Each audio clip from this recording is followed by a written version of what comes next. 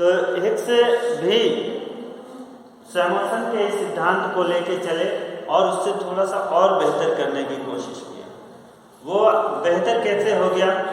Samuelson ने गुणक और त्वरक दो ही को लिया और हिग्स ने गुणक और त्वरक भी लिया, प्लस जो हैरेट का वृद्धि मॉडल था उसमें से जो उनका जो वृद्धि का मॉडल था उसमें उन्होंने एक लिया था वारंटेड ग्रोथ रेट, उसको उन्होंने इसमें शामिल किया। तो इससे जो है वो सिद्धांत और अच्छा बन गया। तो कहने का मतलब यह है कि ये जो सिद्धांत है सैमुअलसन के सिद्धांत से अच्छा है। ठीक है, सैमुअलसन के सिद्धांत में बहुत सी कमियां थी, लेकिन जो हिग्स ने दिया है वो इससे और अच्छा करने की कोशिश किया है। तो सबसे पहले इसको हिग्स ने 1950 में अपनी पुस्तक a contribution to the theory of trade cycle 1950 में दिया था। A contribution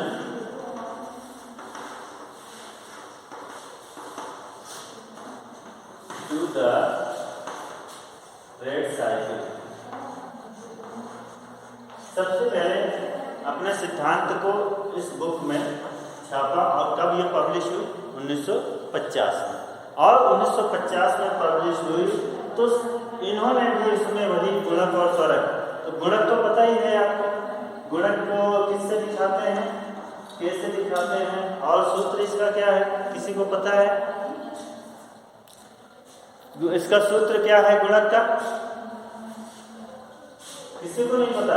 delta y upon delta I.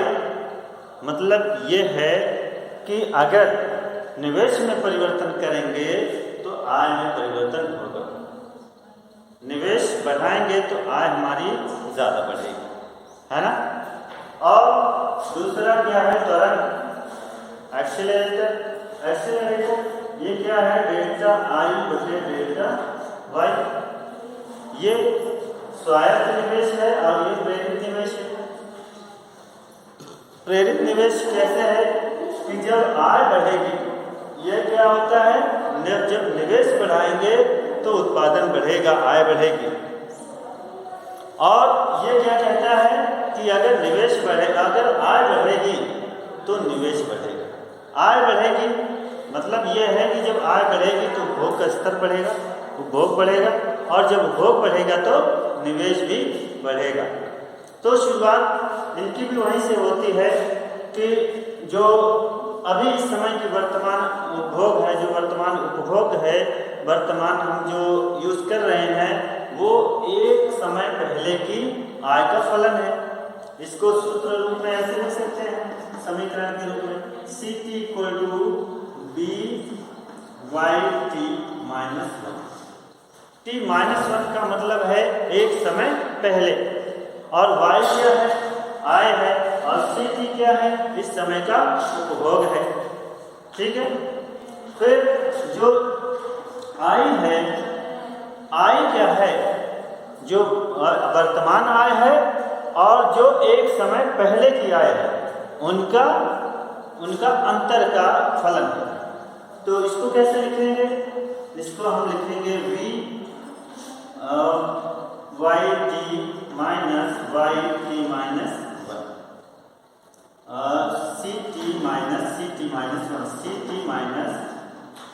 CT -1 जो इस समय का उपभोग है माइनस जो एक समय पहले का उपभोग है, उसका फलन है। बस इसी को जो है आप जो ये समीकरण होता है, ये समीकरण किसको पता है? राष्ट्रीय आय का समीकरण किसको पता है? Y = C + I + G भी होता है। किसी को नहीं पता है? पीछे ये इसको हम CTIT मतलब वर्तमान की बात हो रही है, T का मतलब है इस समय, टाइम, T फॉर टाइम। तो जो YT CT + IT + GT, G का मतलब है सरकारी निवेश। क्या है ये? सरकारी निवेश। और जो CT टी है ये क्या है, उपभोग है, और आई क्या है, ये निवेश है। ठीक है, ये तीनों चीजें सबको पता हो गई। सी आई प्लस जी, ये देखो फर्स्ट ईयर का भी है, सेकंड ईयर का भी। ये समीकरण सबको आना चाहिए। तो ये समीकरण हमेशा के लिए याद कर लो, y equal to C plus I plus G. ठीक है,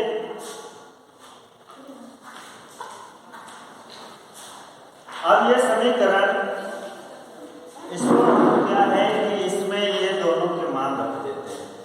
यहाँ तक सबको समझ में आ रहा है नहीं? देखो आ रहा है तब तो आगे बढ़े, नहीं आ रहा है तो फिर कोई मतलब नहीं है। फिर से चलो मैं इसको पूरा करके फिर से एक बार रिपीट करता हूँ। हमने इस सी की वैल्यू रख देते हैं। सी क्या है, यहाँ पर है देखो c t b y t minus one, इसको लिख देते हैं b y t minus one. ठीक है, ये इस तरह का समीकरण है।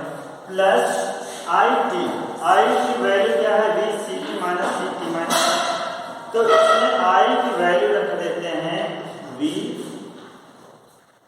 सी t minus c t minus one, और माइनस ये सी टी माइनस वन है ना, किसकी वैल्यू रखे, आई की, ये हो गया सी टी माइनस वन।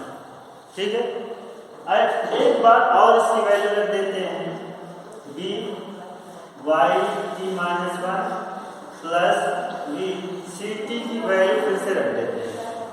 तो क्या हो गया, ये भी तो बाहर है, b y t minus one minus c t की वैल्यू रख देते हैं b y t minus one, और ये माइनस वन पहले से है।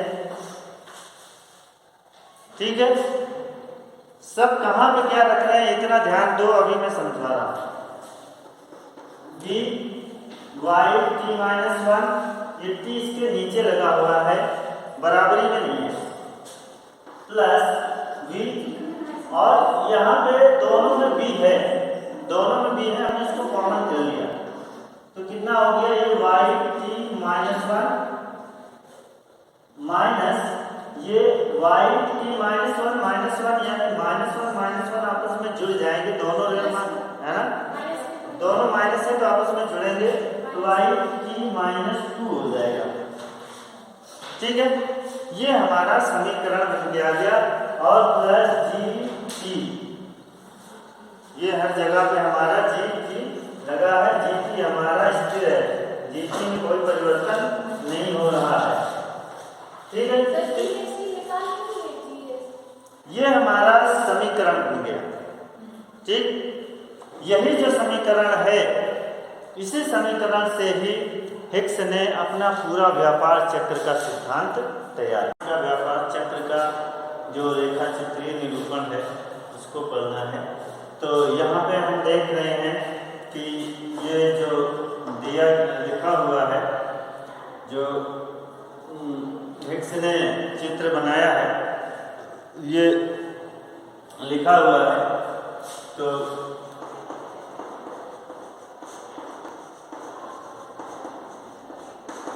इसमें देखो 4 लाइनें, यानी 4 लाइनों पर ही हिग्स ने अपना पूरा सिद्धांत बनाया। जैसा सैमुअल्सन का सिद्धांत था गुणक और त्वरक पर आधारित, वैसा ही हिग्स का भी व्यापार चक्र गुणक और त्वरक पर आधारित है।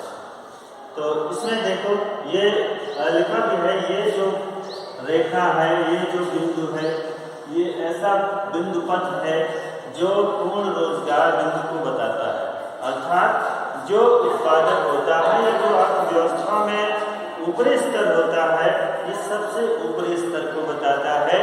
जो हम लोग जो पहले पढ़े थे तो उसमें हम लोगों ने इसको पीक पॉइंट पढ़ा था। तो ये पीक पॉइंट को बताता है, सबसे ऊपरी सीमा को बताता है। और एल जो है वो निचली सीमा को बताता है, सबसे निचली सीमा को, और ए जो है वो स्वायत्त निवेश को बताता है, अर्थात पहले से जो निवेश हो रहा है ये उस बात को बताता है। और जो ई संतुलन है, ये संतुलन उत्पादन बिंदु, यानी जहाँ पर ना तो जहाँ पे पूर्ण रोजगार की अवस्था होती है, ये उस बिंदु को बताता है। यानी ई को हम कह लें एफ है पूर्ण रोजगार नहीं है, बल्कि ई है पूर्ण रोजगार, तो ई को हम पूर्ण रोजगार बिंदु कहेंगे। संतुलन उत्पादन, इस पर ना तो किसी को कोई नुकसान होता है और ना किसी को कोई फायदा होता है, और सामान्य अवस्था कह सकते हैं कि जो बाजार की अवस्था होती है वो अवस्था है। अब चलो जो हिक्स है, हिक्स ने अपना पॉइंट यहीं से शुरू किया। हिक्स कहते हैं जो स्वायत्त निवेश होता है, अगर उसमें थोड़ा सा प्रेरित निवेश करते हैं तो गुणक और त्वरक दोनों प्रक्रिया तेज हो जाती है, और दोनों प्रक्रिया के तेज होने से ये अर्थव्यवस्था में ऊपर की तरफ चले जाते हैं, और इस तरह से बढ़ते हुए पूर्ण ये जो उत्पादन की ऊपरी सीमा तक पहुंच जाते हैं, और इसके साथ कुछ समय तक रहते हैं। क्यों? क्योंकि जो गुणक और त्वरक है अब भी काम कर रहा होता है, लेकिन कुछ समय तक इसके साथ चलने के बाद वो नीचे गिरना शुरू हो जाता है, और जब नीचे गिरता है, यानी यहाँ तक अगर ये कुछ समय तक चलता है तो उत्पादक का लाभ घटना शुरू हो जाता है, और जब लाभ घटना शुरू हो जाता है तो निवेश में कमी हो जाती है, और जब निवेश में कमी होती है तो गुणक और त्वरक उतना ही तेजी से जो यहाँ ऊपर चढ़ाने में काम कर रहे थे वो उतना ही तेजी से यहाँ नीचे गिरने में काम करते हैं, और ये एक समय फिर से आता है कि पूर्ण रोजगार की स्थिति आती है, लेकिन जो गुणक और त्वरक है वो पुनः उतनी ही तेजी से काम कर रहे हैं जितना यहाँ से यहाँ ऊपर बढ़ाने में काम कर रहे थे, इसलिए ये पूर्ण रोजगार से नीचे बिंदु पर आ जाते हैं। और फिर वही लाभ घटने के कारण ये फिर इसके निचली सीमा के साथ कुछ समय तक काम करते हैं, और उसके बाद फिर से पुनः ये थोड़ा सा जहाँ प्रेरित निवेश को और बढ़ाया जाता है, स्वायत्त निवेश तो था ही, लेकिन ये जो बहुत दिनों तक ऐसे चलता रहता है या कुछ समय तक इसके साथ चलता है, तो प्रेरित निवेश में थोड़ा सा और वृद्धि की जाती है, और प्रेरित निवेश में और वृद्धि करने से ये पुनः ऊपर की तरफ उठता है, और फिर से एक बार पूर्ण रोजगार की स्थिति में आता है, और उसके बाद गुणक और त्वरक अपनी वही फिर से तेजी से काम करते हैं, और ये पुनः सीलिंग अवस्था को पहुंच जाता है, यानी जो ऊपरी सीमा होती है उसको टच करने लगता है, और उसके बाद फिर से वही गुणक और त्वरक की प्रक्रिया से नीचे आना शुरू कर देते हैं। तो यही जो है हिक्स का सिद्धांत है, P0, P1, P2, P3, P4, P5, कोई भी नाम दे दें, P6, P7, कोई भी नाम हम इसको दे सकते हैं। तो इस प्रकार ये देखते हैं कि जो हिक्स का कहने का मतलब है कि अर्थव्यवस्था में एक बार गुणक और त्वरक की प्रक्रिया के द्वारा बहुत तेजी से अर्थव्यवस्था में बहुत तेजी से एक तेजी की अवस्था आ जाती है, और उस अवस्था में सब कुछ तेज, यानी विकास दर बहुत तेजी से होती है और उत्पादन बहुत तेजी से होता है, तो सब कुछ तेजी से चलता है, तो लाभ भी तेजी से होता है, लाभ भी ज़्यादा होता है। लेकिन जब लाभ एक समय यहाँ चलने के साथ साथ लाभ में कमी होना शुरू हो जाती है, और लाभ में जब कमी होना शुरू हो जाती है तो वही जो गुणक और त्वरक यहाँ बहुत तेजी से ऊपर का काम कर रहे थे, यानी पॉजिटिव काम कर रहे थे, यहाँ पर निगेटिव काम करना शुरू कर देते हैं, और ये फिर इतना निगेटिव हो जाता है कि वो बिल्कुल नीचे की अवस्था में पहुँच जाता है, निचली अवस्था में पहुँच जाता है, और ये कुछ समय तक इसके साथ चलता है, और उसके बाद जब प्रेरित निवेश को थोड़ा सा बढ़ाया जाता है, यानी त्वरक को जब बढ़ाया जाता है, तो फिर से ये गुणक प्रक्रिया फिर से काम करना शुरू कर देती है, और इस तरह से दोनों के संयोजन से या गुणक और त्वरक की अंतर प्रक्रिया से ये बहुत तेजी से ऊपर की तरफ चढ़ता है, और फिर से सीमित अवस्था को पहुंच जाता है, और अर्थव्यवस्था में ऐसी ही प्रक्रिया हमेशा चलती रहती है। ठीक है, यही है हिक्स का व्यापार चक्र का सिद्धांत।